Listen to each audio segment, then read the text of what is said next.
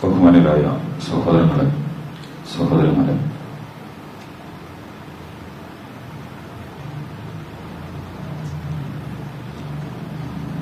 മനുഷ്യർക്ക് വേണ്ടി ഇസ്ലാമിക മാർഗത്തിൽ ഏതെങ്കിലും ഒരു വ്യവസ്ഥാപിതമായ സംഘത്തിൽ, സംവിധാനത്തിൽ ചേർന്നുകൊണ്ടുള്ള കൃത്യവും സൂക്ഷ്മതയുമുള്ള പ്രവർത്തനങ്ങൾ നിർവഹിക്കുന്നതിൽ അല്ലാഹുവിന്റെ വിധിവിലക്കുകളെ പ്രത്യേകമായി ശ്രദ്ധിക്കണം, സൂക്ഷിക്കണമെന്ന സന്ദർഭത്തിൽ എന്നെയും നിങ്ങളെയുമൊക്കെ ഉണർത്തുന്നു, വസിയത്ത് ചെയ്യുന്നു.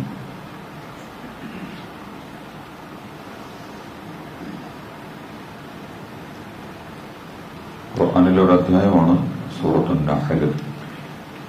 നഹ്ൽ എന്ന് പറഞ്ഞാൽ തേനീച്ച എന്നാണ് അർത്ഥം.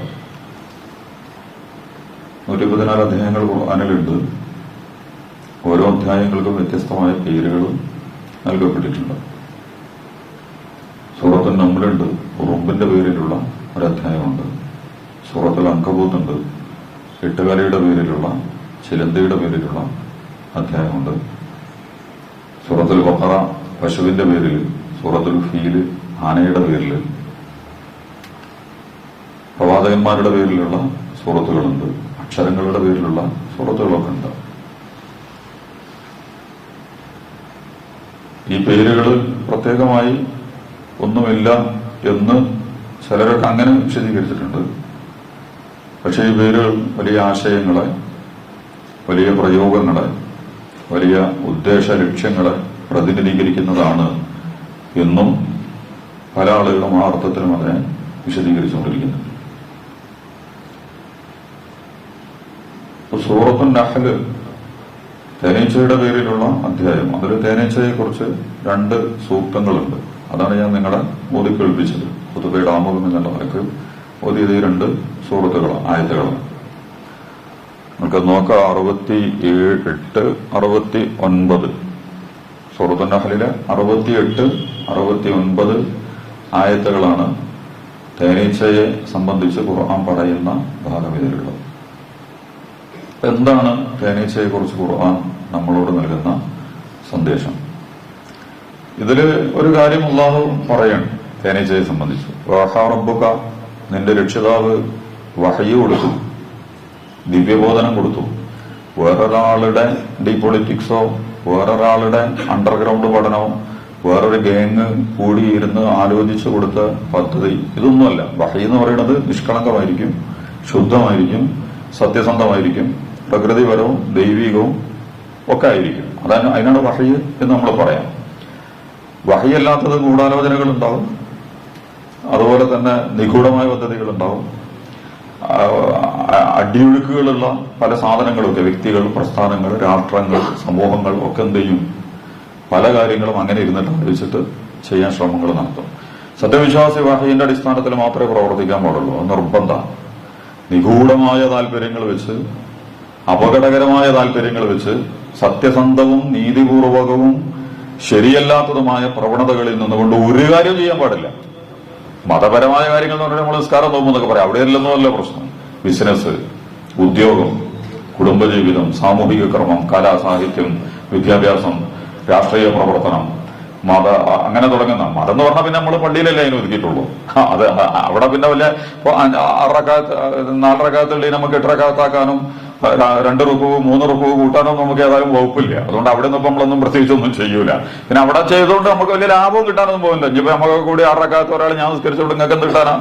നിങ്ങൾ തന്നെ 6 റക്അത്ത് നിസ്കരിക്കാം. അതേസമയം സാമ്പത്തിക, സാമൂഹിക, വിദ്യാഭ്യാസ, രാഷ്ട്രീയ, കലാ, സാംസ്കാരിക മേഖലകളിലൊക്കെ നമ്മളായിട്ട് നമ്മുടെ താല്പര്യങ്ങൾക്ക് വേണ്ടി കൃത്രിമമായിട്ട് കൂട്ടിച്ചേർത്താൽ, അല്ലെങ്കിൽ അതിൽ നിന്ന് ഊരിയെടുത്താൽ നമുക്ക് പലതും കിട്ടാനുണ്ടാകും. അവിടെയാണ് കളി നടക്കുക. അതുകൊണ്ട് ഒരു സത്യവിശ്വാസിയെ സംബന്ധിച്ചിടത്തോളം ജീവിതത്തിന്റെ സകല മേഖലകളും എന്തായിരിക്കണം? വഹയിന്റെ അടിസ്ഥാനത്തിൽ ഒരു വിശ്വാസി ചെയ്യാൻ പാടും. പ്രവാചകന്മാർക്ക് വഹയി കൊടുത്തിട്ടുണ്ട്. വഹയി വേറൊരു വിഷയമാണ്, അതിലേക്ക് നമ്മളിപ്പോ പോണില്ല. ഇതിൽ പറയണത് അല്ലാഹു നിന്റെ നാഥൻ. നിന്റെ നാഥൻ എന്ന് പറഞ്ഞാൽ റസൂലിനെ മുന്നിൽ വെച്ചിട്ടുണ്ട്. റസൂലിനോട് മാത്രമല്ല, റബ്ബുക എന്ന് പറഞ്ഞാൽ എന്നോടാണ്. നിങ്ങളോതുമ്പോ നിങ്ങളോടാണ്. വഹാ റബ്ബുക, നിങ്ങളുടെ നിന്റെ നാഥൻ. നിങ്ങളുടെ നാഥൻ എന്നല്ല പറയണത്, നിന്റെ റബ്ബ് വഹയ്യ് കൊടുത്തു. തേനീച്ചക്ക് വഹ്യ് കൊടുത്തു. അപ്പൊ ഈ ഭൂമിയിലുള്ള സകല മനുഷ്യരുടെയും ഓരോരുത്തന്റെയും റബ്ബ് അത് അല്ലാഹുവാണ്. ഏത് ഭരണാധികാരിയാണെങ്കിലും ശരി, എത്ര വലിയ സമ്പന്നനാണെങ്കിലും ശരി, ഏത് അധികാര കേന്ദ്രമാണെങ്കിലും ശരി, എത്ര പച്ചപ്പാവ മനുഷ്യനാണെങ്കിലും ശരി, അവന്റെ റബ്ബ് അള്ളാഹുവാണ്. ആ റബ്ബ് എന്നുള്ള പദവിയിലേക്ക് ഉയരാനോ അത് ഏറ്റെടുക്കാനുള്ള കഴിവ് ആർക്കില്ല? മനുഷ്യനില്ല. മനുഷ്യന് സാധ്യമല്ല. അത് വേറെ വിശദീകരിക്കേണ്ടതാണ്. അതിലേക്ക് നമ്മളിപ്പോ കടന്ന് പോണില്ല. അപ്പൊ നിന്റെ റബ്ബ് വഹ്യ് കൊടുത്തു. ഇല നഹലി, തേനീച്ചക്ക് അള്ളാഹു വഹ്യ് കൊടുത്തു. അനിത്തഹദി, നീ ഉണ്ടാക്കുക, സ്വീകരിക്കുക, എടുക്കുക, മിനൽ ജിബാലി, പർവ്വതങ്ങളിൽ, മലകളിൽ, ബുയൂത്തൻ, വീടുണ്ടാക്കുക. വലിയ മലകളിലൊക്കെ നീ നിനക്ക് വീടുണ്ടാക്കുക എന്ന് അള്ളാഹു അതിന് വഹ്യ് കൊടുത്തു. ഒമിന ഷജരി, മരങ്ങളിൽ ഉണ്ടാക്കുക. ഒമിമ്മ യരിശൂൻ, ചുറ്റിപ്പടർന്നു കയറുന്നതിലും പന്തലിച്ചു നിൽക്കുന്നതുമായ വള്ളികളിലൊക്കെ പന്തലുകളിലൊക്കെ നീ എന്ത് ചെയ്യുക? നിനക്ക് വീട് ഉണ്ടാക്കുക, നീ വീട് സ്വീകരിക്കുക. സുമ്മ, പിന്നെ കുലിമിൻ കുല്ലി സമറാത്തി, എല്ലാ വിഭവങ്ങളും തിന്നുക, എല്ലാ നല്ല ഫലങ്ങളും. സമറാത്ത് എന്ന് പറഞ്ഞാൽ നല്ല ഫലങ്ങൾ, ദുഷിച്ചിന് പറയില്ല. ഏത് രംഗത്തുള്ള നല്ല ഫലങ്ങൾ, നല്ലതിനൊക്കെ ഈ ഭക്ഷിച്ചോ, നന്നായിട്ട് കഴിച്ചോ. ഫസ്ലുക്കി, നീ പ്രവേശിക്കുക. സുബുല റബ്ബിക്ക് ദുലുല, നിനക്ക് അല്ലാഹു എളുപ്പമാക്കി തന്നിട്ടുള്ള എല്ലാ വഴികളിലൂടെയും പോയിക്കോ. അതിലാരും പേടിക്കേണ്ട കാര്യമൊന്നുമില്ല, ആരെയും ആരുടെ തിട്ടൂരം കാത്തിക്കേണ്ട കാര്യമില്ല. നിനക്ക് അല്ലാഹു കീഴ്പ്പെടുത്തി തന്നിട്ടുള്ള എളുപ്പമാക്കിയിട്ടുള്ള എല്ലാ വഴിയിലേക്കും നീ കയറുക. പോയിട്ട് എല്ലാ ഭാഗത്തു നിന്നുള്ള എല്ലാ സൽഫലങ്ങളും നീ ഭക്ഷിക്കുകയും ചെയ്യുക, എടുക്കുകയും ചെയ്യുക. എന്നിട്ടല്ല പറയണ്, ഇങ്ങനത് ചെയ്യുന്നോണ്ടുള്ള ഗുണം എന്താ? യഖ്റുജു മിൻ ബുതൂനിഹ, അതിന്റെ വയറിൽ നിന്ന് പുറപ്പെടുന്നു, വയറ്റിൽ നിന്ന് പുറപ്പെടുന്നു. ഷറാബുൻ, ഒരു പാനീയം, കുടിക്കുന്ന സാധനം ഷറാബ്. മുഖ്തലിഫുൻ അൽവാനുഹു, വ്യത്യസ്തമായ കളറുകളിൽ, വ്യത്യസ്തമായ കളറുകളിലുള്ള ഒരു പാനീയം ഇതിന്റെ വയറിൽ നിന്ന് പുറത്തേക്ക് വരുന്നു. അതാണ് തേൻ. എന്നെ നമ്മൾ തേൻ എന്ന് പറയാറുള്ളത്. ഒരു 5-8 കളറുകളിലൊക്കെ അത് ഉണ്ടാകുന്ന പറയുന്നത്. കടുത്ത കളറില്, നേരിയ മഞ്ഞ കളറില്, സ്വർണ്ണ കളറില്, അതുപോലെ നേരിയ ഇരുണ്ട കളറില് ഒക്കെ ഓരോ ഐറ്റം 10-200 തരം തേനീച്ചകളുണ്ട്. ആ തേനീച്ചകളുടെ തേനിന്റെ നിറവും അതിന്റെ വൈവിധ്യമൊക്കെ അതങ്ങനെ തന്നെ പറയണം. അപ്പൊ വ്യത്യസ്തമായ കളറുകളിൽ വ്യത്യസ്തമായ വർഗ്ഗങ്ങൾ തേന് നിങ്ങൾക്ക് ഉത്പാദിപ്പിച്ച് തരും. അത് ഷറാബാണ്, കുടിക്കാൻ പറ്റുന്ന പാനീയമാണ്. ഫീഹി ശിഫാഉൽ ലിന്നാസ്, എന്നിട്ട് അല്ലാഹ് പറയാണ് അതിൽ നിങ്ങൾക്ക് ശിഫയുണ്ട്, ചികിത്സയുണ്ട്, രോഗശമനം അതിലുണ്ട്. ഇന്ന ഫീ ദാലിക ലആയത്തൻ ലിഖൗമി യതഫക്കറൂൻ, നന്നായിട്ട് ചിന്തിക്കുന്ന ആളുകൾക്ക് ഇതിലൊക്കെ ധാരാളം ദൃഷ്ടാന്തങ്ങളുണ്ട്. ഇതാണ് ഈ പറഞ്ഞതിന്റെ കഥ. ഇതൊക്കെ നമുക്ക് മനസ്സിലാവുന്നതാണ്. എളുപ്പം കേട്ടാൽ ഏകദേശമൊക്കെ നമുക്ക് തിരിയും. അള്ളാഹ് ഇതൊക്കെ ഇങ്ങനെയൊക്കെ പറയാനുണ്ടോ എന്നൊക്കെ നമുക്ക് തോന്നും. പക്ഷെ അള്ളാഹു അത് പറയുമ്പം അതിന് അത്രമാത്രം ഗൗരവതരവും പ്രത്യേകവും നമ്മളുടെ പഠനങ്ങളിലേക്ക് കടന്നു വരികയും ചെയ്യേണ്ട കുറെ സംഗതികൾ ഉള്ളത് കൊണ്ടായിരിക്കും ഒരു വാക്കായിട്ടോ ഒരു വചനമായിട്ടോ ഒരു ചെറിയ സൂറത്തായിട്ടോ ഒരു ആയത്തായിട്ടോ 2 ആയത്തായിട്ടോ ഒക്കെ അല്ലാഹു സുബ്ഹാനഹു വ തആല നമ്മുടെ മുമ്പിൽ കാര്യങ്ങൾ പറയുന്നത്. ശാസ്ത്രലോകത്തെ അമ്പരപ്പിച്ചിട്ടുള്ള ജീവിയാണ് തേനീച്ച എന്നാണ് പറയുന്നത്. ഇപ്പോഴും തേനീച്ചയെ കുറിച്ചുള്ള പൂർണ്ണമായ പഠനങ്ങൾ പൂർത്തീകരിക്കപ്പെട്ടിട്ടില്ല എന്നാണ്. പല ജൈവവർഗങ്ങളെ കുറിച്ചും വളരെ ആഴത്തിലുള്ള പഠനങ്ങളും കൃത്യമായ വിവരങ്ങളൊക്കെ നമ്മുടെ മുമ്പിൽ അവതരിപ്പിക്കപ്പെട്ടിട്ടുണ്ട്. പക്ഷെ തേനീച്ചയുമായി ബന്ധപ്പെട്ടിട്ട് ഇനിയും ധാരാളം കാര്യങ്ങൾ പഠിക്കാനിരിക്കുന്നു. പഠിച്ച കാര്യങ്ങളൊക്കെ മഹാ അത്ഭുതങ്ങളാണ് എന്നാണ് ശാസ്ത്രലോകം അതുമായി ബന്ധപ്പെട്ടുകൊണ്ട് നമ്മുടെ മുമ്പിൽ പറഞ്ഞുകൊണ്ടിരിക്കുന്നത്. തേനീച്ച ഈ അസാമാന്യമായ സംഘടിത സ്വഭാവമുള്ള സംഘടനാ ജീവിതം നയിക്കുന്ന ഒരു ജീവിയാണ് തേനീച്ച. പിന്നെ ഉറുമ്പ്, പിന്നെ കടന്നൽ. ആ ഐറ്റത്തിൽ അങ്ങനെയാണുള്ളത്. കടന്നൽ ഇസ്രായേലാണ്. അങ്ങനെ വെച്ചാൽ മതി നിങ്ങൾ. തേനീച്ചയും ഇതെന്ന് പറഞ്ഞാല് കുറച്ചും കൂടി ഗുണകരമായ, മറ്റത് പാറിക്കുത്തി സകലതയും നശിപ്പിച്ച് അങ്ങനെ വെക്കണം. അതിലേക്ക് നമ്മൾ പോണില്ല. സംഘടിത ജീവിതം എന്ന് പറഞ്ഞാൽ എന്തായിരിക്കും? എല്ലാവരും എണ്ണയിട്ട യന്ത്രം പോലെ വർക്ക് ചെയ്യുന്ന, എല്ലാവരും ഒരുപോലെ, അലസന്മാരുണ്ടാവില്ല, മടിയന്മാരുണ്ടാവില്ല, പണിയെടുക്കുക. ആ കൂട്ടത്തിൽ വേറെ ഐറ്റം ഉണ്ട്. ഓൽക്ക് പണി അതാണ്. അതുകൊണ്ട് അള്ളാഹ് അങ്ങനെ വെച്ചിട്ടുണ്ട്. ഓല് വേറെ പണിക്കൊന്നും പോവില്ല. തേനീച്ചകളുടെ കൂട്ടത്തിൽ ആണീച്ചകൾക്ക് പ്രത്യേകിച്ച് പണിയൊന്നുമില്ല. എല്ലായിടത്തും ആണുങ്ങളാണ് ഭയങ്കര ഹീറോ. പക്ഷെ ഇവിടെ പെണ്ണുങ്ങളാണ് ഹീറോ. ആണീച്ചക്കുള്ള ഏക ദൗത്യം എന്ന് പറയുന്നത് റാണി ഈച്ചയുമായിട്ട് ഈ കുട്ടികളെ മുട്ട ഉൽപ്പാദിപ്പിക്കുന്നതിന് വേണ്ടിയിട്ടുള്ള ബന്ധം പുലർത്തുക. അത് കഴിഞ്ഞാൽ അയച്ച ചാവുകയും ചെയ്യും. പിന്നെ അവർക്ക് വേറെ പണിയൊന്നുമില്ല. പക്ഷെ അതടക്കം ആ പണി നിർവഹിക്കാൻ വേണ്ടിയിട്ട് അത് എടുക്കുന്ന കുറെ വർക്കുകളൊക്കെ ഉണ്ട്. അതൊക്കെ വായിച്ചാൽ നമ്മൾ ഞെട്ടിപ്പോവും. നിങ്ങൾ അതിനെക്കുറിച്ച് നിങ്ങൾ എടുത്ത് വായിച്ചു കൊണ്ടു. തേനീച്ചയുടെ ഈ ആൺ തേനീച്ചയുടെ ഈ ഇതുമായിട്ടൊക്കെ ബന്ധപ്പെട്ട് നടക്കുന്ന പ്രവർത്തനങ്ങളൊക്കെ വായിച്ചാൽ അത്ഭുതപ്പെടും. അതിപ്പോ ഇവിടെ വിശദീകരിക്കണതുകൊണ്ട് അതിലേക്ക് നമ്മൾ കടന്ന് പോണില്ല. അപ്പോ ആ ഒരു ടീം സംഘടിതമായി എല്ലാവരും ഒരുപോലെ വർക്ക് ചെയ്യുന്ന സാമൂഹികം, അങ്ങനെ അവർക്ക് ഒരു തേനീച്ചക്ക് ഒറ്റയ്ക്ക് ജീവിക്കാൻ കഴിയില്ല. ആ തേനീച്ച കൂടിലെ എല്ലാവരും ഒരു സമൂഹമായി, ഒരു സെറ്റായിട്ടാണ് അവർ നിലകൊള്ളുന്നത്, ഒരു സംഘമായിട്ടാണ് അവര് നിലകൊള്ളുന്നത്. അസാമാന്യമായ വൃത്തിയുള്ള, നല്ല വൃത്തിയുള്ള, ജീവികളുടെ കൂട്ടത്തിൽ തന്നെ ഏറ്റവും കൂടുതൽ വൃത്തിക്ക് പ്രാധാന്യം നൽകുന്ന അപൂർവ സാമൂഹിക വിഭാഗങ്ങളിലൊന്നാണ് തേനീച്ച എന്ന് പറയുന്നത്. വലിയ ത്യാഗം, അസാമാന്യമായ ത്യാഗം, ചിലപ്പോ അതിന്റെ കഴിവിനും ശക്തിക്കും അപ്പുറത്തേക്ക് എന്ന് തോന്നിക്കുമാറുള്ള അത്ഭുതകരമായ ത്യാഗപ്രവർത്തനങ്ങൾ, കഠിനാധ്വാനം, കൈമൈ മറന്നുകൊണ്ടുള്ള വർക്ക്, എല്ലാവരും വളരെ സെറ്റപ്പോടുകൂടി. എന്നിട്ടത് ആ കൂടിന്റെ അവസാനത്തെ ഫലമായ തേനും വളരെ വ്യവസ്ഥാപിതവും സംഘടിതവും കരുത്തുള്ളതുമാക്കി നിലനിർത്തി തേനീച്ചകൾ മുന്നോട്ട് പോകുന്നു. അപ്പൊ തേനീച്ചയെ കുറിച്ച് കുറെ കാര്യങ്ങൾ പഠിക്കേണ്ടതാണ്. ഇനി ലോകത്ത് ധാരാളം സംഘങ്ങളുണ്ട്, പല സംഘങ്ങളുണ്ട്. മതങ്ങളും രാഷ്ട്രീയ പ്രസ്ഥാനങ്ങളും ഒക്കെ പലവിധം സംഘടനകളെയും സംവിധാനങ്ങളെയും ഒരുക്കിയിട്ടുണ്ട്. നമ്മൾ ഒരിക്കൽ മുമ്പ് സൂചിപ്പിച്ചിരുന്നു, മിക്കവാറും പ്രസ്ഥാനങ്ങളൊക്കെ ഒന്നുകിൽ തേനീച്ച പ്രസ്ഥാനമായിരിക്കും, അല്ലെങ്കിൽ എട്ടുകാലി പ്രസ്ഥാനമായിരിക്കും, അല്ലെങ്കിൽ കടന്തൽ പ്രസ്ഥാനമായിരിക്കും. ഇത് മൂന്നിനും മൂന്ന് സൂറത്തുൽ അങ്കബൂത്തിന്റെ ഖുർആനിൽ എട്ടുകാലിയെ കുറിച്ച് വിശദീകരിക്കുന്ന അധ്യായം ഖുർആനിൽ വന്നിട്ടുണ്ട്. ഒരൊറ്റ ആയത്തുള്ളൂ. ആ പേര് അങ്കബൂത്ത് തന്നെയാണ്. അതിലും അതിന്റെ വീടിനെ കുറിച്ചും അതിന്റെ പ്രവർത്തനത്തെ കുറിച്ചും ഖുർആൻ ഉദ്ധരിക്കുന്നുണ്ട്. തഹദത്ത് ബൈതൻ, അതൊരു വീടുണ്ടാക്കി. നൗഹനൽ ബുയൂത്തി ലബൈത്തുൽ അങ്കബൂത്തി, ഏറ്റവും ദുർബലമായ വീട് എന്ന് പറയുന്നത് എട്ടുകാലിയുടെ വീടാകുന്നു. ഞാനത് നിങ്ങളോട് വിശദീകരിച്ചിട്ടൊന്നും എനിക്ക് ഓർമ്മയില്ല, പക്ഷെ അത് നമ്മൾ പഠിക്കേണ്ടതാണ്. എട്ടുകാലിയുടെ വീട് എന്താണെന്നുള്ളത്. മനുഷ്യന്, ലോകത്തെല്ലാ ജീവികളും താമസിക്കാൻ വേണ്ടിയിട്ടാണ് വീടുണ്ടാക്കുക.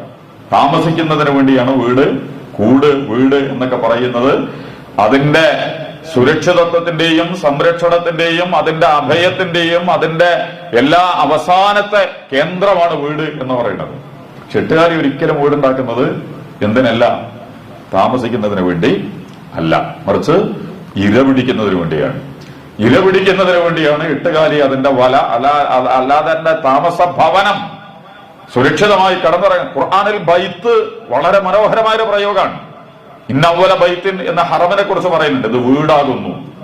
അതൊക്കെ നമ്മൾ വേറെ അർത്ഥത്തിൽ മുമ്പിൽ വിശദീകരിച്ചിട്ടുണ്ട്. അങ്ങനെ ഇവിടെ എട്ടുകാലിയോടും വീടിനെ കുറിച്ചാണ് പറയുന്നത്.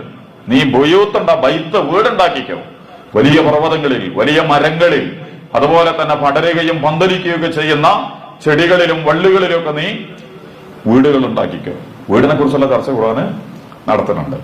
എട്ടുകാലിയുടെ വീട് യഥാർത്ഥത്തിൽ ഇരപിടിക്കുന്നതിന് വേണ്ടി ഉള്ളതാണ്. പക്ഷെ ആ വീട്, എട്ടുകാലിയുടെ വീട് എന്ന് പറയുന്നത്, എട്ടുകാലിയെ കുറിച്ച് നമ്മൾ പഠിച്ചു കൊണ്ടു. അതിന് കുറെ പ്രത്യേകതകളുണ്ട്. തേനീച്ചയെ പോലെ തന്നെ എന്താണ് പറയാ, നട്ടെല്ലില്ലാത്ത വർഗമാണത്. നട്ടെല്ലില്ലാത്ത ജീവി, ഒരു അഖീദ, ഒരു ആദർശം, ഒരാശയം, ഒരു ദർശനം, ഇതൊന്നും എട്ടുകാലിയുടെ കയ്യിലില്ല. 8 കാലമാണ്. ലോകത്തുള്ള എല്ലാ ജന്തുക്കൾക്കും 2 4 പിന്നെ കുറെ കാലുകളാണുള്ളത്. അപൂർവ ജീവികള് 6 കാലുള്ളതൊക്കെ ഉണ്ടെന്നാണ് പറയുന്നത്. പക്ഷെ 99% ജീവികളും 2 കാല് 4 കാല്, പിന്നെ തേരട്ടയെ പോലെയൊക്കെ എണ്ണിയാലൊടുങ്ങാത്ത കാല്. ചിലത് കാലില്ലാത്തതാണ്. മത്സ്യങ്ങൾക്കൊന്നും കാലെന്നെ ഇല്ല.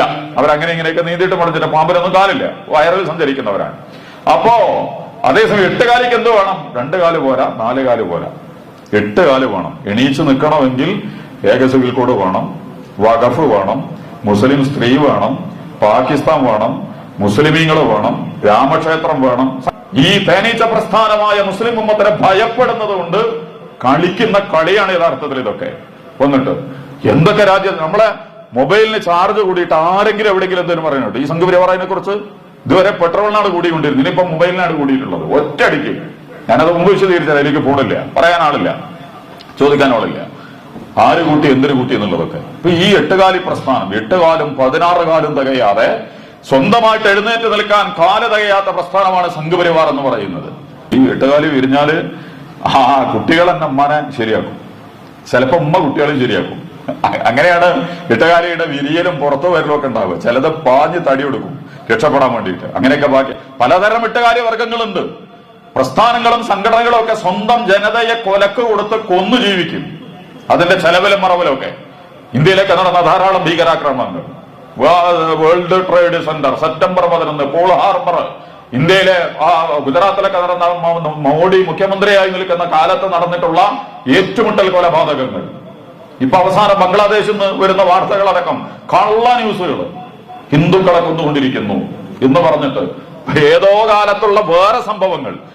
ഒരു മുസ്ലിം തന്നെ ഇരുന്നിട്ട് സ്വന്തം കുട്ടിയുടെ അവിടുത്തെ BNP എന്ന് പറയണ ഇപ്പത്തേക്ക് ഇങ്ങോട്ട് ഒന്ന് ഹസീനാബാദ് ഉണ്ടല്ലോ, അവളുടെ പാർട്ടിപ്പെട്ട ആരാ അവര് ഇവിടെ SFI-യും ABVP ഒക്കെ അടിക്കലുണ്ടല്ലോ, കൊല്ലലും തല്ലലും ഒക്കെ അല്ലേ. നജീബ് എന്ന് പറയുന്ന ഒരു ചെറുപ്പക്കാരായി ഇവിടുക്ക പോയത് എന്ന് തന്നെ അറിയില്ല. നല്ല അണ്ടർഗ്രൗണ്ട് ഇന്റലിജൻസ് ഉള്ള ഇന്ത്യക്ക് നജീബ് എന്ന് പറയുന്ന ഡൽഹിയിൽ പഠിച്ചിരുന്ന വിദ്യാർത്ഥി ABVP-കാർ പിടിച്ചുകൊണ്ടെന്നാണ് പറയുന്നത്. എവിടെയാണ് ഉള്ളത് എന്ന് പോലും അറിയില്ല, മരിച്ചോ ജീവിച്ചോ എന്നൊന്നും. അപ്പൊ കൊലപാതകം. അപ്പൊ അന്ന് 13 കൊല്ലം 2013 നടന്ന ഒരു സാധനം എടുത്തിട്ട് സോഷ്യൽ മീഡിയയിൽ ഇവിടെ ഇപ്പൊ സ്പ്രെഡ് ചെയ്തുകൊണ്ടിരിക്കുകയാണ്. അവിടെ വേറെ പ്രശ്നമുണ്ട്, അതിലേക്ക് നമ്മളിപ്പോ കടന്നു പോകണില്ല. ബംഗ്ലാദേശിൽ ആ പ്രശ്നത്തെ കാരണം അവിടെ വന്നിട്ടുള്ള രാഷ്ട്രീയ മാറ്റം എന്ന് പറയുന്നത് ഇസ്രായേലിനെയും അമേരിക്കനെയും RSS-നെയും ഒക്കെ ചൊടിപ്പിക്കുന്നതാണ്. ഇന്ത്യയല്ല, RSS-നെ ചൊടിപ്പിക്കുന്നതാണ്. അതിന് പല കാരണങ്ങളുണ്ട്. അതുകൊണ്ട് എന്ത് ചെയ്യാ, അപകടകരമായ സോഷ്യൽ വർക്ക് സംവിധാനങ്ങൾ ഉപയോഗിച്ചിട്ടുണ്ട്. ഇവിടെ പറഞ്ഞുകൊണ്ടിരിക്കുകയാണ് എന്ത്, അവിടുത്തെ രാഷ്ട്രീയത്തില് ഹിന്ദുക്കളെ കൊന്നുകൊണ്ട് അവിടെ മുസ്ലിങ്ങളെ തന്നെ കൊല്ലുന്നുണ്ട്. BNP മറ്റേ പാർട്ടിയും ഈ പാർട്ടിയും തമ്മിലുള്ള ഏറ്റുമുട്ടലിൽ ഇവിടെ നമ്മൾ കാണുന്നുണ്ടല്ലോ. പല രാഷ്ട്രീയ പാർട്ടികളും തമ്മിൽ തെരുവിലടിക്കാൻ തുടങ്ങിയാൽ എന്ത് ചെയ്യും? അതിൽ ഇസ്ലാമിന് വലിയ പങ്കൊന്നുമില്ല. പക്ഷെ ആ പങ്കെടുത്തിട്ട് പാർട്ടികൾ നടത്തുന്നതിന് എന്ത് പങ്കാ കൊടുക്കാൻ പറ്റുക? കമ്മ്യൂണിസ്റ്റുകാരനും കോൺഗ്രസ്സുകാരനും അടിച്ചിട്ട് അതിൽ മരിച്ചതിനെ കുറിച്ച് നമ്മളെ ഹിന്ദുവാണോ മുസ്ലിമാണോ എന്ന് ചർച്ച ചെയ്യുന്നത് നേരത്തെ പറഞ്ഞ കാഫിർ പ്രശ്നമൊക്കെ വിവാദമാക്കുന്നവർക്ക് വോട്ട് ചെയ്യാൻ ആഗ്രഹിക്കുന്നവർക്ക് പറ്റും. അത് വേറെ വിവാദമാണ്. നമ്മൾ ഭയപ്പെടേണ്ട കളികളിലൊന്നായിരുന്നു കാഫിർ എന്ന് പറയുന്നത്. എന്തിനാണ് ഈ കളിക്ക് അവർ കളിക്കുന്നത്? കേരളത്തിലെ വോട്ടിംഗ് എലക്ഷനിൽ വിജയത്തിന് വേണ്ടി ഏറ്റവും അപകടകരമായ കളി തള്ളപ്പോ കാഫിർ. പല റിസൾട്ട് പുറത്തു വന്ന് ആരാണിത് ചെയ്തത്? ഇപ്പൊ സോഷ്യൽ മീഡിയ എന്ന് പറയുന്നത് ഏത് കൊള്ളത്തരം കാപട്യം തട്ടിപ്പൊക്കെ നടത്താൻ പറ്റുന്ന സാധനം. അത് വെച്ചിട്ടിപ്പോ അവിടെ 2013 മരിച്ചത് മുസ്ലിം ചെറുപ്പക്കാരൻ തന്നെയാണ്. അതിന്റെ വാപ്പ ഇരുന്നിട്ട് പറയുന്ന സാധനം ഇവിടെ പ്രചരിക്കുന്നത് തന്റെ കുഞ്ഞ് നഷ്ടപ്പെട്ട ഹിന്ദു പിതാവ് വിലപിക്കുന്ന കാഴ്ച എന്നൊക്കെ പറഞ്ഞിട്ട് സോഷ്യൽ മീഡിയയിൽ ചില്ലറ AI ഒക്കെ ഉള്ളതുകൊണ്ട് വളരെ പെട്ടെന്ന് സൗണ്ടും സംവിധാനവും ഒക്കെ അട്ടിമറിച്ച് പുതിയ രൂപത്തിൽ അവതരിപ്പിക്കാം. പക്ഷെ ഇതിന്റെ ഫാക്ട് ചെക്കിങ് നടക്കുന്നുണ്ട്. മാതിരി സാധനങ്ങൾ ഇപ്പൊ പൊളിയും, പക്ഷെ അപൂർവം. പക്ഷെ ഇതെന്ത് ചെയ്യുന്ന വെച്ചാൽ സത്യം ചെരുപ്പെടുമ്പോഴേക്കും കള്ളത്തരം ആകാശം മുഴുവൻ എത്തിയിട്ടുണ്ടാവും. പിന്നെ സത്യം കളവ് വരക്കുന്നത് പോലെ ഒരു മീഡിയയും എന്ത് ചെയ്യില്ല, സത്യത്തെ പ്രതിനിധീകരിക്കാൻ. കാരണം അതിനെല്ലാവരും ഉള്ളത്, അത് നമ്മൾ മനസ്സിലാക്കണം. സോഷ്യൽ മീഡിയ സംവിധാനങ്ങളും ഇൻസ്റ്റാഗ്രാമും വാട്സപ്പും ഫേസ്ബുക്കും ഒക്കെ ഇമ്പീരിയലിസത്തിന്റെയും ക്യാപിറ്റലിസത്തിന്റെയും ഫാസിസത്തിന്റെയും സംരക്ഷകന്മാരാണ്. സത്യത്തിന്റെയും നീതിയുടെയും മൂല്യങ്ങളുടെ അതിനു വേണ്ടിയിട്ട് തുടങ്ങിയിട്ടുള്ള തന്നെയാണ്. ഒരു ലാഭം കിട്ടുമ്പോൾ സത്യം അതിലൂടെ വരുമെന്നുള്ളത് മാത്രമാണ്. അല്ലാതെ സത്യത്തെ സംരക്ഷിക്കാൻ, നന്മകൾ നിലനിൽക്കാനല്ല അടിസ്ഥാനപരമായി അത് നിർമ്മിക്കപ്പെട്ടിട്ടുള്ളത്. അതിന്റെ വിനിമയവും വിപണനവും ഒക്കെ ആ രീതിയിലാണ് മുന്നോട്ട് പോയിക്കൊണ്ടിരിക്കുക. അപ്പൊ ഇതിങ്ങനെ വരികയാണ്.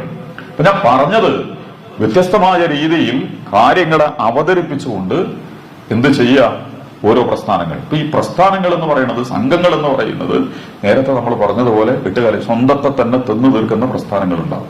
ഇപ്പോ ഒക്ടോബർ 7 ഭയങ്കര വിവാദമാണല്ലോ. നമ്മളെ ഇപ്പോഴും നമ്മൾ ആളുകൾ ചോദിച്ചുകൊണ്ടിരിക്കുന്നത് ഹമാസാണ്ട് കയറിയുണ്ടല്ലേ ഇപ്പോഴും അവിടെ മരിച്ചുകൊണ്ടിരിക്കണം. ഇസ്മായിൽ ഹനി അടക്കം ഷഹീദാകേണ്ടി വന്നത്, അല്ലെങ്കിൽ കൊല്ലപ്പെടേണ്ടി വന്നത്. ഒരിക്കൽ ഷഹീദൊന്നുമില്ല, കൊല്ലപ്പെടേണ്ടി വന്നത്, ചാവേണ്ടി വന്നത് എന്നൊക്കെയാണ് അവർ കൊടുക്കുക. അതിന്റെ പേരിലാണ് അന്ന് നടന്ന കൊലപാതകത്തിലടക്കം ഇസ്രായേല് വെടിവെച്ചിട്ടാണ് യഹൂദന്മാരെ കുറെ കൊന്നത് എന്നാണ്.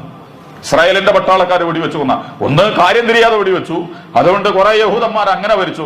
ഹമാസ് വളരെ കൃത്യതയോടുകൂടി വേറെ ടാർഗറ്റുകളായിട്ടാണ് പോയിട്ടുള്ളത്. ആളുകളെ ബന്ദികളാക്കി കൊണ്ടുവന്നിട്ടൊന്നല്ലാതെ. എന്നിട്ട് കുട്ടികളെ കൊന്നു, സ്ത്രീകളെ ബലാത്സംഗം ചെയ്തു എന്നൊക്കെ പറഞ്ഞിട്ട് അന്ന് പ്രസംഗിപ്പിച്ചല്ലോ. അത് സോഷ്യൽ മീഡിയയിൽ നിറഞ്ഞു. നമ്മുടെ അമേരിക്കൻ പ്രസിഡന്റ് അടക്കം പാർലമെന്റിൽ വന്നിട്ട് പറഞ്ഞു, എന്ത് ഹമാസ് കുട്ടികളെ കൊന്നു. ഹമാസിന്റെ ഒരു പോളിസിയിലും ഇല്ലാത്ത സാധനമാണത്. കുട്ടികള് സ്ത്രീകളെ ഒന്നും അവിടുന്ന് വന്ന അഭയാർത്ഥികളൊക്കെ പറഞ്ഞ വർത്തമാനങ്ങളൊക്കെ കേട്ടിട്ടില്ലേ? അഭയാർത്ഥികളോടൊക്കെ എത്ര നിഷ്ഠൂരമായിട്ട് അവർക്ക് പ്രവർത്തിക്കാം. പക്ഷെ എന്ത് ചെയ്യാം? അപ്പൊ ഈ എട്ടുകാലി പ്രസ്ഥാനങ്ങൾ എന്ന് പറയുന്നത് സ്വന്തത്തെ തന്നെ തിന്നു, എന്നിട്ട് എന്ത് ചെയ്യും, നിലനിൽക്കാനുള്ള ഇതാണ് ഈ എട്ടുകാലി എന്ന് പറയുന്നതിന്റെ അർത്ഥം. യഥാർത്ഥത്തിൽ ഇതിന്റെ നേരെ വിപരീതമാണ് തേനീച്ച എന്ന് പറയുന്നത്. എട്ടുകാലി പ്രസ്ഥാനങ്ങൾക്ക് പകരം തേനീച്ച പ്രസ്ഥാനങ്ങൾ ഉണ്ടാവും. തേനീച്ചനങ്ങളെ ഞാൻ നേരത്തെ പറഞ്ഞല്ലോ, അതിന്റെ വർക്കും ഇതില് പറയുന്നു തേനീച്ചക്ക് അള്ളാഹു വെളിപാട് കൊടുത്തു. ഇത് മുസ്ലിം ഉമ്മത്തിനോട് നമ്മളോടൊക്കെ അള്ളാന്റെ വർത്താനാണ്. നിങ്ങൾക്ക് തോന്നിയ പണിയെടുക്കരുത്. അള്ളാഹു നൽകിയ ദിവ്യ വെളിപാടിന്റെ അടിസ്ഥാനത്തിൽ മാത്രമേ നിങ്ങൾ കാര്യങ്ങൾ ചെയ്യാൻ പാടുള്ളൂ. വ്യക്തികളോ സംഘടനകളോ രാജ്യങ്ങളോ ഒന്നും അവനവന് തോന്നിയ വങ്കത്തരങ്ങളും അതുപോലെ തന്നെ തോന്നുന്ന കാര്യങ്ങളും ഒരു കാര്യത്തിലും ചെയ്യേണ്ടവരല്ല. മതപരമായും രാഷ്ട്രീയപരമായും നമ്മൾ നേരത്തെ പറഞ്ഞ സാമൂഹിക സാമ്പത്തിക സാംസ്കാരിക ഒരു മേഖലയിലും നാടോടുമ്പോ നടുകോടാനും പറ്റൂല. എന്നാ ഓരൊക്കെ കൂടി ചെയ്യണ മാതിരി അങ്ങനെയാണ് ചെയ്തളയാ എന്നൊന്നും വെക്കാൻ പറ്റൂല. മറിച്ച് വഹയിന്റെ അടിസ്ഥാനത്തിലാണ് തേനീച്ചയോട് അള്ളാഹ് പറയണത് ജിബാലി ബുയൂത്ത, എല്ലാ പർവ്വതങ്ങളിലും നീ വീടുകൾ ഉണ്ടാക്കിക്കോ. അതായത് പ്രവാചകന്മാരോട് അല്ലെങ്കിൽ നമ്മളോടൊക്കെ അള്ളാഹ് പറയണ പറഞ്ഞു, നിങ്ങൾ എവിടെയും പോയിക്കോ. വലിയ മരങ്ങളിലും വലിയ പർവ്വതങ്ങളിലും വലിയ പന്തലുകളിലും മുൾച്ചെടികളിലും എന്ന് പറഞ്ഞാൽ അതൊക്കെ ലോകത്തുടനീളം നിലനിൽക്കുന്ന വൈവിധ്യമുള്ള എല്ലാ സംഘങ്ങളിലേക്കും സംവിധാനങ്ങളിലേക്കും ഒക്കെ നിങ്ങൾ പോയിക്കോ. പക്ഷെ എന്താവരുത്, നികൃഷ്ടമാകരുത്, കുൽസിത പ്രവർത്തനാവരുത്, കുതന്ത്രശാലികളാവരുത്, അപകടകരമായ താല്പര്യങ്ങൾ ചെയ്യുന്നതിന് വേണ്ടി ആവരുത്. മറിച്ച് സത്യസന്ധവും അള്ളാഹു നൽകിയ ദിവ്യ വെളിപാടിന്റെ അടിസ്ഥാനത്തിൽ ഏത് ഉയർന്ന പ്രദേശങ്ങളിലേക്കും സംഘങ്ങളിലേക്കും സമൂഹങ്ങളിലേക്കും ഒക്കെ നിങ്ങൾ പോയിക്കോ. സുമ്മക്കുലിമിൻകുല്യ സമ്രാത്ത്, എവിടുന്നും എല്ലാ നല്ല വിഭവങ്ങളും ശേഖരിച്ചോ. സമ്രാത്ത് എന്ന് പറഞ്ഞാൽ ഏറ്റവും നല്ലത് എവിടെ ഉണ്ടോ, എവിടെ ഉണ്ടെങ്കിലും എടുക്കാം, ആരെടുത്തുണ്ടെങ്കിലും എടുക്കാം. അപ്പൊ വ്യക്തികളോ പ്രസ്ഥാനങ്ങളോ ആശയങ്ങളോ ശാസ്ത്രമോ സയൻസോ കലയോ സാഹിത്യമോ എവിടെയാണോ നന്മയുള്ളത്, നന്മയാകുന്ന കാര്യങ്ങളൊക്കെ നിങ്ങൾക്ക് എടുക്കാം. നിങ്ങൾ വയറ് നിറച്ച് തിന്നോ. തേനീച്ചയെ കുറിച്ച് പറയുന്നുണ്ട് 2000 പൂവുകളിലേക്കടക്കം പാറയിട്ടാണ് 1 മില്ലിമീറ്റർ തേനയിട്ടൊക്കെ ഒരു തേനീച്ച പാറി വരിക. നമ്മൾ പറഞ്ഞല്ലോ കഠിനാധ്വാനത്തിന്റെ പ്രതിനിധിയാണ് ശരിക്കും തേനീച്ച എന്ന് പറയുന്നത്. 2000-ഓളം തേന, 500 മുതൽ 2000 വരെ പൂക്കളിൽ ഇരുന്നിട്ടാണ് ഒരു തേനീച്ച അതിന്റെ ആയുസിൽ 1 ടേബിൾ സ്പൂണിന്റെ 1/3 തേനാണ് ഒരു തേനീച്ച ഉത്പാദിപ്പിക്കുക ജീവിച്ചിരിക്കുന്ന കാലത്ത്. റാണീച്ചക്ക് 2 കൊല്ലം, ആണീച്ചക്ക് 55 ദിവസം പറ്റുള്ളൂ. ബാക്കി ഇടത്തരം പറക്ക ചെയ്യുന്ന തേനീച്ചകൾ കുറച്ചുകാലം നിൽക്കും. അതിന്റെ ഇടയിൽ അവര് 1 ടീസ്പൂണിന്റെ 1/3 തേനാണ് ഒരു തേനീച്ച ഉത്പാദിപ്പിക്കുക. ആ തേൻ അത് ഉത്പാദിപ്പിക്കാൻ വേണ്ടിയിട്ട് എത്രമാത്രം പൂവുകളിൽ എന്ന് പറഞ്ഞാൽ മനുഷ്യർക്ക് ഉപകാരപ്രദമായ കാര്യങ്ങളെ നൽകുന്നതിന് വേണ്ടി കഠിനാധ്വാനം ചെയ്യണം. എല്ലാ പൂക്കളിലേക്കും ഇത് പാറി പറന്ന് പോവാണ്. 5 കിലോമീറ്റർ വരെയൊക്കെ, 2 കിലോമീറ്റർ മുതൽ 5 കിലോമീറ്റർ വരെ പാറി നടന്നിട്ടാണ് ഇത് തേന് ശേഖരിച്ച് തിരിച്ചു വരികയാണ്. അതിനെക്കുറിച്ചും പറയുന്നിടത്ത് പറയണത് സ്വന്തം ശരീരത്തിന്റെ നേരെ ഇരട്ടി തേന് ശേഖരിച്ചിട്ടാണ് ഇത് തിരിച്ചു വരികയെന്നാണ്. ഈ തേനീച്ച കഠിനാധ്വാനം ചെയ്തിട്ട് സ്വന്തം ഭാരത്തിന്റെ അത്രയും വലിയ ഭാരം ഏറ്റെടുത്തിട്ട് എന്നിട്ട് ഇവിടെ വന്നിട്ട് അവർ ഷഹീദാവും. മിക്കവാറും തേനീച്ചകൾ ഈ പണിയൊക്കെ എടുത്ത് തിരിച്ചു വരുമ്പോ ഈ തേന ഇവിടെ കൊടുത്ത് ഇതൊക്കെ കഴിയുമ്പോൾ അവരെന്ത് ചെയ്യും, രക്തസാക്ഷികളാവും. അതുപോലെ ദൗത്യം തീരും, ഒരു മരിക്കും. പിന്നെ അവിടെ ശുചീകരണോ അതിനെ കൊണ്ടുപോകലും ബാക്കി സംഗതിയൊക്കെ ഇവര് നടത്തും. നിങ്ങൾ പ്രസ്ഥാനങ്ങളെ വ്യക്തികളൊക്കെ എടുത്തിട്ട് പരിശോധിച്ചു നോക്കുമ്പോ എന്തെന്നില്ലാത്ത അധ്വാനങ്ങൾ ചെയ്തുകൊണ്ട് അപ്പൊ അള്ളാഹ് പറയണം നിങ്ങൾക്ക് ഫലം കിട്ടുന്നിടത്ത് എവിടെയൊക്കെ. ഇനി ഇതിൽ വേറെ സാധനമുണ്ട്. യഥാർത്ഥത്തിൽ തേനീച്ചയെ സംബന്ധിച്ചിടത്തോളം മനുഷ്യൻ തിന്നുന്ന ഭക്ഷണത്തിനെ കുറിച്ച് പറയുന്നുണ്ട്. അതിൽ 1/3 ഈ പരാഗണം എന്ന് പറഞ്ഞാൽ ആൺമരവും പെൺമരവുമാണ്. ചിലപ്പം പെൺമരം ഉണ്ടാവില്ല, ആൺമരം മാത്രമേ, അല്ലെങ്കിൽ ആൺമരം മാത്രമേ ഉണ്ടാവുള്ളൂ. ചില മരം ഇപ്പൊ പ്ലാവിനൊക്കെ പ്ലാവനെ ഉണ്ടാവുള്ളൂ, തെങ്ങിന് ഉണ്ടാവുള്ളൂ. അപ്പൊ ഇതില് പിന്നെ എങ്ങനെയാണ് കായ് ഉണ്ടാവുക? അവര് കായ് ഉണ്ടാവണമെങ്കിൽ അതിന്റെ ഉള്ളിലേക്ക് മറ്റേ മരത്തുമ്പോൾ നിന്ന് ഈ മരത്തിലേക്ക് അതിന്റെ സാധനങ്ങളും പൂമ്പൊടിയൊക്കെ ഇവിടെ കൊണ്ടുവന്നിട്ട് ഏതെങ്കിലും പക്ഷികളോ ഷഡ്പഥങ്ങളോ പൂമ്പാറ്റകളോ തേനീച്ചകളോ ഒക്കെ വെക്കണം. അങ്ങനെയാണ് എന്തുണ്ടാവുക, കായ് ഉണ്ടാവുള്ളൂ, അല്ലെങ്കിൽ കായ് ഉണ്ടാവില്ല. ചിലയിടത്ത് ആൺമരത്തിനും പെൺമരത്തിനും തന്നെ നട്ടുപിടിപ്പിക്കണം, എന്നാലേ എന്തുണ്ടാവുള്ളൂ, കായ് ഉണ്ടാവുള്ളൂ. തൊട്ടടുത്ത് തന്നെ ചില മരങ്ങളെയൊക്കെ ആൺമരം വേറെ ഉണ്ടാവും, പെൺമരം വേറെ ഉണ്ടാവും. അതിൽ പെൺമരത്തിലെ കായ് ഉണ്ടാവുള്ളൂ, പക്ഷെ ആൺമരം തൊട്ടടുത്ത് ഉണ്ടാവണം. ചില മരങ്ങൾ ഒറ്റക്കൊറ്റൊക്കെ ഉണ്ടാവുക, ചില ചെടികളും പൂക്കളും ഒക്കെ. അപ്പോൾ മനുഷ്യൻ കഴിക്കുന്ന ഭക്ഷണത്തിന്റെ 1/3 ഇങ്ങനെ സസ്യങ്ങളിൽ നിന്ന് ഉൽപ്പാദിപ്പിക്കുന്ന ഭക്ഷണങ്ങളാണ്. ഈ സസ്യങ്ങളിലെ 80% വരുന്ന പരാഗണ പ്രവർത്തനത്തിനും നേതൃത്വം കൊടുക്കുന്നത് തേനീച്ചകളാണ്. തേനീച്ച നടത്തുന്ന അതിന്റെ ഫലങ്ങളെ കുറിച്ചാണ് ഈ പറയുന്നത്. 80% ഈ സസ്യങ്ങളുടെയും പരാഗണ പ്രവർത്തനങ്ങൾ എന്ന് പറഞ്ഞാൽ തേനീച്ചകളില്ലെങ്കിൽ അതിൽ കായ് ഉണ്ടാവില്ല, പൂവുണ്ടാവില്ല, തേനുണ്ടാവില്ല, ഫലങ്ങൾ ഉണ്ടാവില്ല. അപ്പൊ ഈ തേനീച്ച ഇവിടുന്ന് ഇരുന്നിട്ട് മറ്റേ പൂവിൽ പോയി ഇരിക്കുന്നത് കൊണ്ടാണ് ആ മരം പിന്നീട് വളരുന്നത് മുതൽ കായും പൂവും ഒക്കെ ഉണ്ടാവുന്നതും. അവിടുന്ന് മാറിയിട്ട് വേറെ മരത്തുമ്പോൾ പോയിരിക്കണം. അങ്ങനെ പോയിരുന്ന് പരസ്പരം പാസ് ചെയ്ത് എടുത്തിട്ട് പോകും. അതിനെ വിശദീകരിക്കുന്നിടത്ത് വേറെ കാര്യം പറയണ്ടേ, തേനീച്ചകളുടെ അടുത്തേക്ക് അവര് പോകുന്ന ചെടികളുടെ അടുത്തേക്കൊന്നും വേറെ വണ്ടുകളും കിളികളും ഒന്നും വല്ലാതെ വരൂല. കാരണം ഇവര് പോകുമ്പോൾ തന്നെ നല്ലൊരു മൂളൊക്കെ ഉണ്ടാവും. തേനീച്ചകൾ സംഘടിതമായിട്ട് പാറി വരുമ്പോൾ അതിന്റെ ഒരു ശബ്ദം ഉണ്ടാവും. ആ ശബ്ദം ഉണ്ടാവുന്നത് കൊണ്ട് മറ്റ് ജീവികൾക്കൊന്നും, പ്രാണികൾ, കീടങ്ങൾ എന്നൊക്കെ പരീക്ഷണങ്ങൾ തന്നെ നടത്തിയിട്ടുണ്ടെന്നാണ് പറയുന്നത്. തേനീച്ചനെയും ഒരു ചെടിനെയും ഒക്കെ ഒരു സ്ഥലത്ത് വെച്ചു. ആ തേനീച്ചകൾ ഇല്ലാതെ ഒരു ചെടിനെ വെച്ചു. ആ ചെടി ഉണ്ടായി, ആ ചെടിമ കായ ഉണ്ടായി. അപ്പോഴേക്ക് പുഴുക്കൾ വന്ന് അതിനെ വെട്ടി കുത്തി കയറി ബാക്കി പ്രാണികളൊക്കെ കൂടി അതിന്റെ കായും വേലയും തണ്ടും ഒക്കെ നശിപ്പിച്ച്. പക്ഷെ തേനീച്ചയുടെ കൂടെ വെച്ച ഈ സാധനത്തിലേക്ക് ഒരു സാധനം വന്നിട്ടില്ല. എന്റെ കാരണം പറയുന്നത്, നിങ്ങൾ എടുത്ത് പരിശോധിച്ച് നോക്കുന്നുണ്ടോ, ഇസ്ലാമും കൂടി ഇല്ലെങ്കിൽ ഇന്നത്തെ ലോകത്തിന്റെ ഗതി എന്തായിരിക്കുന്നു? നമ്മളിങ്ങനെ പാറുന്നോണ്ടും മൂളുന്നോണ്ടും ഒന്നാണ് പലിശയും പെൺവാണിപ്പവും കള്ളക്കച്ചവടവും അഴിമതിയും മുസ്ലിം സമുദായത്തെ പോലെ പ്രതികരിക്കുന്ന അതുകൊണ്ടാണ് അവർക്ക് പ്രശ്നം. ഇസ്ലാമിക ഉമ്മത്ത് എന്ന് പറയുന്നത് വെറുതെക്കൂല. എല്ലാ കീടങ്ങൾക്കും എതിരെ തിരിയും. എല്ലാ ക്രമീകരണങ്ങളും, അതിന് മതമായാലും രാഷ്ട്രീയമായാലും സമ്പത്തായാലും കലയായാലും മനുഷ്യനെയും മനുഷ്യന്റെ നിലനിൽപ്പിനെയും എതിർക്കുന്ന എന്തെങ്കിലുമൊക്കെ രംഗത്ത് വന്നാൽ അതിന്റെ വലിയൊരു പ്രതിരോധമായിട്ട് ഉണ്ടാവും. നല്ലൊരു പ്രതിരോധമായിട്ട്. നിങ്ങൾ വെറുതെ ഒന്നുമില്ല, ഇവര് വകുപ്പും ഏകസുവിൽ കൂടെ ഒക്കെ ഇങ്ങനെ എടുത്ത് കണ്ട് കളിച്ചുകൊണ്ടിരിക്കുന്നുണ്ട്. മുസ്ലിം ഉമ്മത്തിനെ കുറിച്ച് ബാക്കിയുള്ളവർക്കുള്ള ആരോപണം തന്നെ കാക്കക്കൂട്ടിലെറിഞ്ഞ പോലെ വരുന്ന ഇവര് പെട്ടെന്ന് ചാടി എണീക്കും. എന്നിട്ട് വേണ്ടീനും വേണ്ടാത്തീനും ഒക്കെ വഹളം വെക്കും. ഇവര് ഭയങ്കര പ്രതികരണമാണ്. ഇതൊക്കെയാണ് നമ്മളെ വൈകാരിക ജീവികളാണ്. ഇതൊക്കെയാണ് നമ്മളെ കുറിച്ച് പറയാ. അവര് വെറുതെ അത് പറയുന്നത് വേറൊരു അർത്ഥത്തിലാണ്. യഥാർത്ഥത്തിൽ തന്നെ മുസ്ലിം ഉമ്മത്ത്, കാരണം നന്മയ്ക്ക് വേണ്ടി തിന്മകൾക്കെതിരെ ഏത് സമയത്തും ജാഗ്രതായി നിൽക്കണമെന്നുള്ള. അപ്പൊ ഇവരുടെ ഒച്ച കേട്ടിട്ട് ബാക്കിയുള്ളതൊന്നും അതിന്റെ അടുത്തേക്ക് പോകും വരുമെന്നും ചെയ്യില്ല എന്നാണ് പറയണത്. അപ്പൊ എല്ലാ സ്ഥലത്തും പോയിട്ട് നിങ്ങൾ നല്ലതൊക്കെ നിങ്ങൾ തിന്നു. ഫസുലുക്കി സുബല റബ്ബിക്കുന്നില്ല. എല്ലാ വഴിക്കും, എല്ലാ പൂക്കളും, എല്ലാ വഴികളിലേക്കും, മലമടക്കുകളും തോടുകളിലും പറമ്പും എവിടേക്കും നിങ്ങൾക്ക് പോകാം. വ്യത്യസ്തമായ കലയും സാഹിത്യവും വിദ്യാഭ്യാസവും ശാസ്ത്രവും മതവും ഒക്കെ നിങ്ങൾക്ക് ഉപയോഗിക്കാം. എല്ലായിടത്തേക്കും നിങ്ങൾ പോയി നിങ്ങളുടെ വിഭവങ്ങൾ എടുക്കുക. പക്ഷെ എന്തായിരിക്കണം? ഷറാബുൽ മുഖ്തലിഫുൻ അൽവാനവും. പുറത്തു വരുന്നത് നല്ല ഫലങ്ങളായിരിക്കണം. ഒരു സംഘടനയെ, ഒരു പ്രസ്ഥാനത്തെ, ഒരാശയത്തെ നമ്മൾ വിശകലനം ചെയ്യേണ്ടത് അത് നൽകുന്ന ഫലം എന്താണ്, അത് ഉൽപ്പാദിപ്പിക്കുന്ന ഗുണം എന്താണ്, അത് അവസാനം മനുഷ്യർക്ക് നൽകുന്ന നേട്ടം എന്താണ്. ഇപ്പൊ തേനീച്ച എന്താണെങ്കിലും എല്ലാവർക്കും കുടിക്കാൻ പറ്റണ ഒരു പാനീയ കൊടുക്കുന്നത് ഷറാബ്.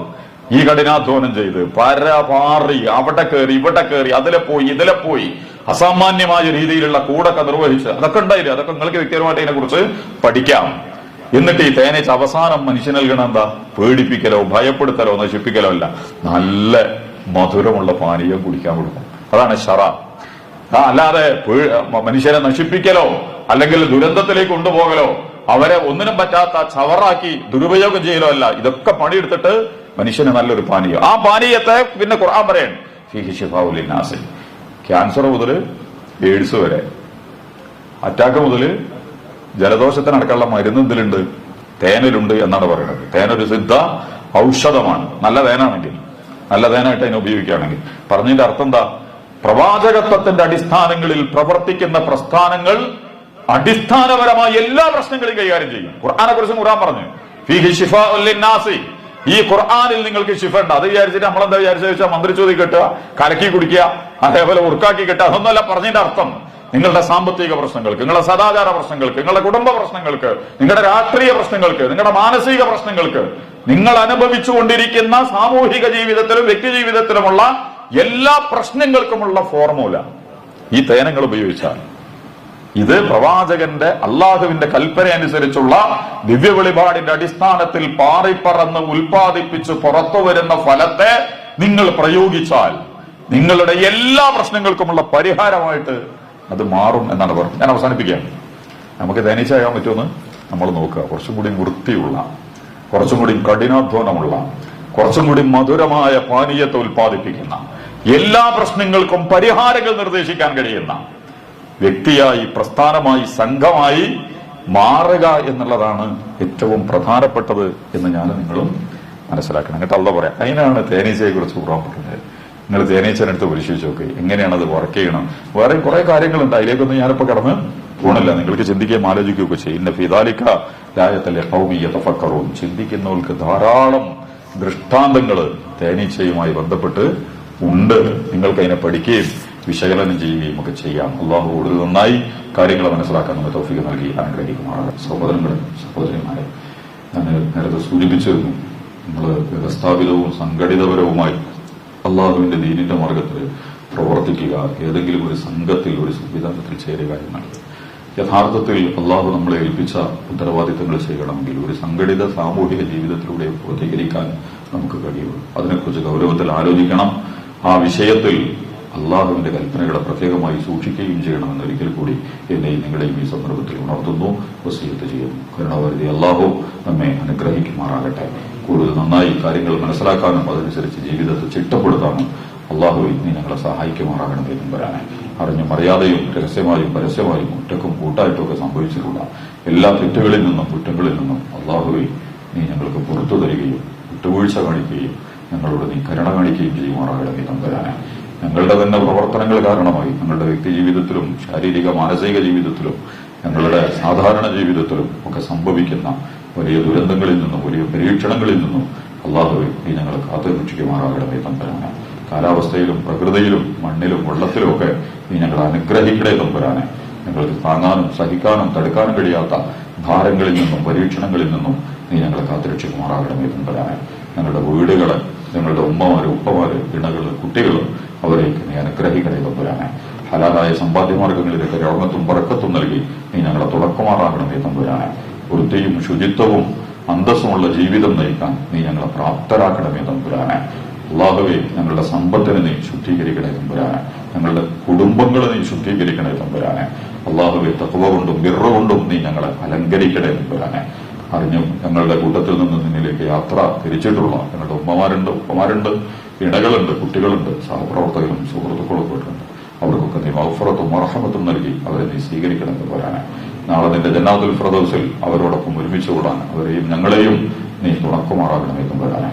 اللهم اغفر للمؤمنين والمؤمنات والمسلمين والمسلمات الأحياء منهم والأموات إنك مجيب الدعوات يا قاضي الحاجات طيب صلاهم وجعل الجنة مأواهم ربنا اغفر لنا ولإخواننا الذين سبقونا بالإيمان ربنا لا تجعل في قلوبنا غلا للذين آمنوا ربنا إنك رؤوف رحيم اللهم ربنا آتنا في الدنيا حسنة وفي الآخرة حسنة وقنا عذاب النار اللهم أعز الإسلام والمسلمين وأذل الشرك والمشركين وأذل النفاق والمنافقين اللهم دمر الكفر والكافرين والنفاق والمنافقين والشرك والمشركين اللهم انصرنا يا رب العالمين اللهم انصر من نصر دين محمد صلى الله عليه وسلم اللهم انصر إخواننا المسلمين في فلسطين اللهم انصر إخواننا المسلمين في غزة اللهم انصرهم يا رب العالمين اللهم أجرنا من النار اللهم أجرنا من النار اللهم أجرنا من النار ربنا اغفر لنا ولوالدينا وللمؤمنين يوم يقوم الحساب ربنا تقبل منا دعاءنا إنك أنت السميع العليم وتب علينا إنك أنت التواب الرحيم واغفر لنا يا غافر المذنبين آمين آمين برحمتك يا أرحم الراحمين وآخر دعوانا الحمد لله وصلى الله على محمد صلى الله عليه وسلم.